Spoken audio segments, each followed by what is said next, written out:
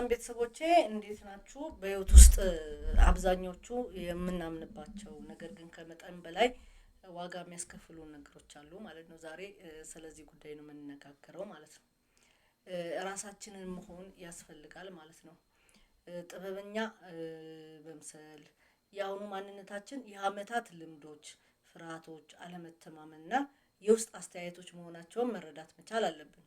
ዛሬ ላይ ያለን አስተሳሰብ ዛሬ ላይ ራሳችን መሆን ካቃተን ዛሬ ላይ አስመሳዮች ከሆነን ዛሬ ላይ የምናሳየው መጥፎ ባህሪያት ከዘመናት በፊት የተከማቹ ነገሮች መሆናቸውን ልናቃቸው ይገባል ማለት ነው።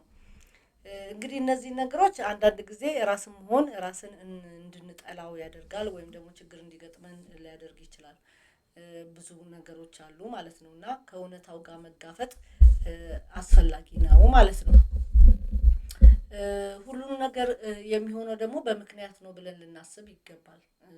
ምናልባት ላይሆንም ይችላል እኮ ግን በምክንያት ነው ያለ ምክንያት ይሄ ነገር አልሆነም ብለን ማሰብ ይጠበቅብናል ማለት ነው። አንዳንድ ጊዜ ሰዎች ያው መጥፎ ውሳኔ ሲያደርጉ ልናይ እንችላለን። አንዳንድ ጊዜ ደግሞ ህይወት ፍትሃዊ ስላልሆነች እና አንዳንድ ጊዜ በህይወታችን ውስጥ የተለያየ የማንጠብቃቸው ነገሮች ሊገጥሙን ይችላሉ። እንደዚህ አይነት ነገሮች ሲገጥሙን ያው በምክንያት ነው የሆነው ለበጎ ነው የሆነው የሚለውን ነገር ልናስብ ይገባል ማለት ነው። እንግዲህ ገንዘብ ደግሞ ምንድነው? ገንዘብ ምንም አይደለም ብለን ማሰብ መቻል አለብን ማለት ነው። እንግዲህ የቤት ኪራይ እስክንከፍል የምንከፍልበት ብር ላይኖረን ይችላል። ደስታን ገንዘብ ባለማግኘታችን የምንቆጨውን ያህል ገንዘቡ መጥቶ ቫልዩለስ ሲሆን ቫልዩለስ ስላችሁ ጥቅም አልባ ይሆናል ማለት አይደለም። ግን ገንዘቡ መጥቶ የምንናፍቀውን ነገር ላይሰጠን ይችላል። የምንናፍቀውን ደስታ ላይሰጠን ይችላል። የምንናፍቀውን ጤንነት ላይሰጠን ስለሚችል ገንዘብ ከሁሉ በታች እንደሆነ ልናስብ ይገባል ማለት ነው። እንግዲህ የሆነ ነገርን ለመቀጠል ምናልባት የሆነ ነገር ልንዘጋ ይገባ ይሆናል ማለት ነው። እንግዲህ ምን ማለት ነው? ብዙ ሰዎች ፈጽሞ የማያገኙትን ማብራሪያና በመጠባበቅ አመታት ያሳልፋሉ። በተለይ ሪሌሽንሺፕ ላይ በጣም ብዙ ጊዜ ብዙ ወንዶችን የብዙ ሴቶችን ህይወት ያበላሹ ሰዎች አሉ።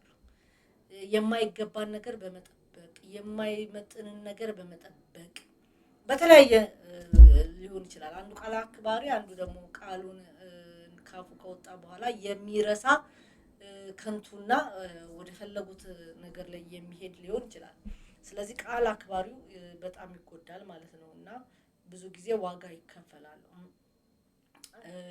መልካም ነገር ለሚጠባበቁት ያው መልካም ነገር ሊመጣ ይችላል ግን ይዘገያል። በመዘግየት ውስጥ ደግሞ ብዙ ነገር ልናጣ እንችላለን። ብዙ ጊዜ ጥሩ ነገሮች ወደሚንቀሳቀሱ ሰዎች ነው የሚመጣው። ተስፋ ወዳላቸው ወደሚያማርሩ ሰዎች ተስፋ አይመጣም። ወደሚያማርሩ ሰዎች ጥሩ ነገር አይመጣም። ወደሚያማርሩ ሰዎች መልካም ነገር አይመጣምና ራሳችንን ልንቀይር ይገባል ማለት ነው። ሁሉ ሰው ደግሞ ሊወደኝ ይገባል የሚል አስተሳሰብም ማቆም አለብን። ሁሉ ሰው ሊወደን አይገባም አይችልም። እንደው ምክንያታዊ ቢሆኑ ጥሩ ነው እንበል እንጂ ያለ ምክንያትም ሰዎች ሊጠሩ እንደሚችሉ ማሰብ መቻል አለብን ማለት ነው። ትክክለኛ ሰው መሆን ያው የመጨረሻ ሀሳባችን ነው። ትክክለኛ ሰው መሆን ይጠበቅብናል ማለት ነው እና ቤተሰቦቼ አመሰግናለሁ ስላዳመጣችሁኝ። ቴንኪው